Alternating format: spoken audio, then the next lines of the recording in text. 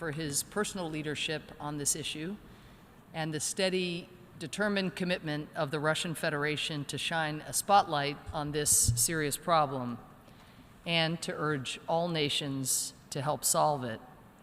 The United States is proud to co-sponsor this critically important resolution, and we urge every member state not only to adopt it, but to translate its commitments into practice through concrete public policy efforts. Road crashes kill roughly 1.2 million people every year. Pause and think about that. Approximately 1,200,000 individuals killed every single year.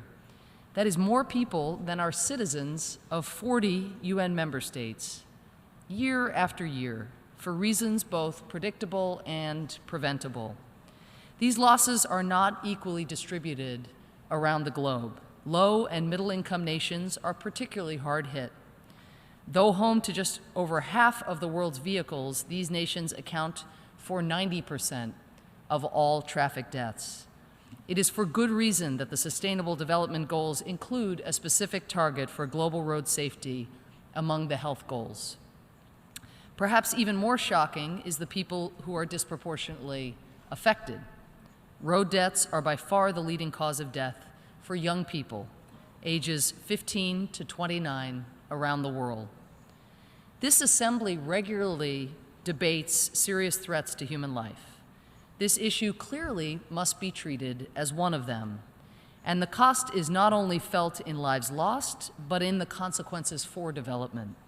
The World Health Organization estimates that an estimated 3% of global GDP is lost to road traffic deaths and injuries. As we pass the halfway point of the decade of action for road safety, we can point to some progress.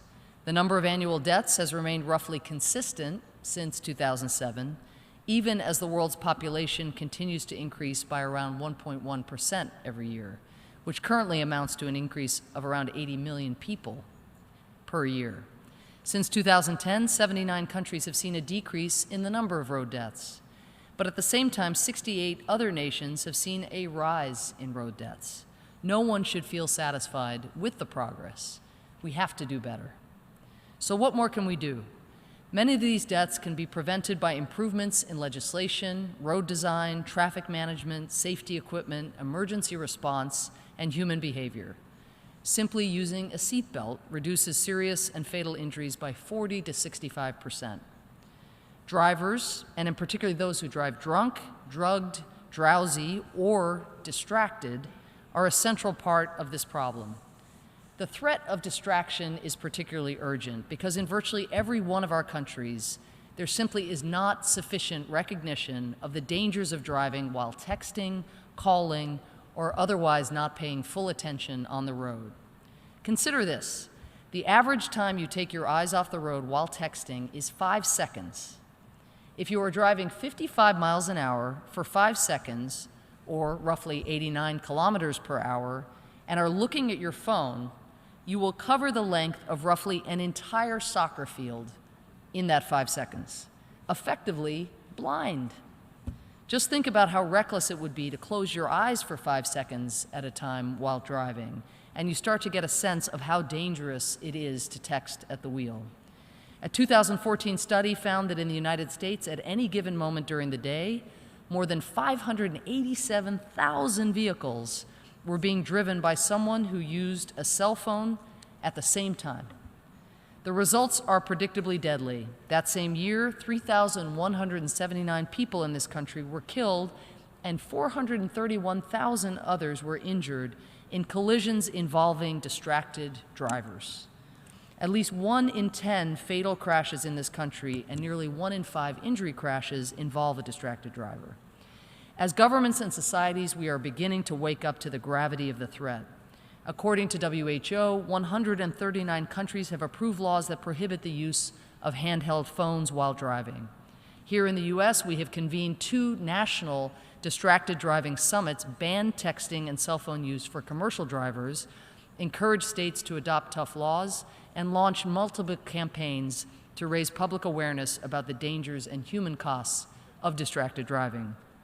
We have designated this month, April, as National Distracted Driving Awareness Month and have launched a new public awareness campaign and law enforcement crackdown. Still, given the numbers and the tragedies, we can and must do more. Here is one lesson we have learned. The most compelling advocates in convincing people of the dangers of distracted driving are often the victims. And let me just close by telling you the quick story of one of those individuals. In 2008, J.C. Good was driving home to Lancaster, Pennsylvania with her parents from her college graduation ceremony when their car was struck head-on by a tractor trailer. Both of J.C.'s parents were killed, and she suffered critical injuries. Doctors gave her a 10% chance of making it through the first night. And the accident was caused by a distracted driver talking on his cell phone. But J.C. somehow beat the odds and survived, and while the event left her partially paralyzed and with minor lingering cognitive issues, it has also made her into a powerful advocate for educating people about the dangers of distracted driving and the need to adopt reforms to address this deadly problem. Since 2011, when she and her husband Steve founded an organization dedicated to this issue, or an organization called hangupanddrive.com, JC has spoken at nearly 600 events in 32 states. Texting while driving is a global killer, one that disproportionately affects our young people. We must do a better job of treating it that way. If we do, and if we bring the energy, innovation, and commitment that we see in partners like J.C. Good, we can save millions of lives. Thank you. I thank the representative of the United States and now give the floor to the representative of the United Kingdom.